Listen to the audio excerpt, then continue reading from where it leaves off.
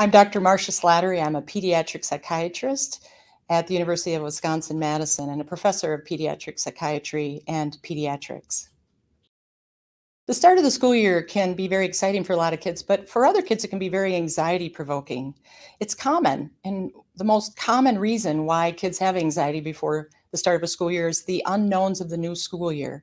We don't know what to expect, and our brain wants to know. It wants to know what's going to happen and that we're ready. And so the unknowns generate worries and generate anxiety about what to expect.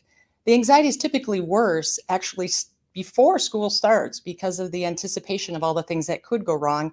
And once school starts, the anxiety tends to go down because the unknowns become knowns and we acclimate to the school setting and kids start to feel more comfortable there. And the brain starts to feel like, I got a plan and I got it.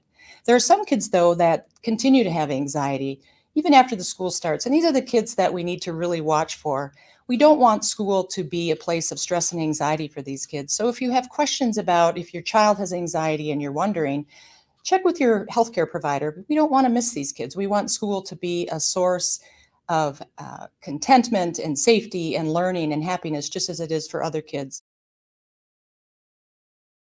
Anxiety is common in kids before the start of the school year, but let's face it, kids live in a different era where some of the risks that they have to deal with are very unique from what we grew up with, namely COVID, as well as school shootings. The randomness and the potential lethality of both of these experiences understandably evokes anxiety and stress in a lot of kids. Loneliness has been identified as a major risk factor as to why there has been an increase in anxiety and depression and other mental health problems in kids, especially over the past couple of years. It's important to recognize that loneliness isn't the same as being alone.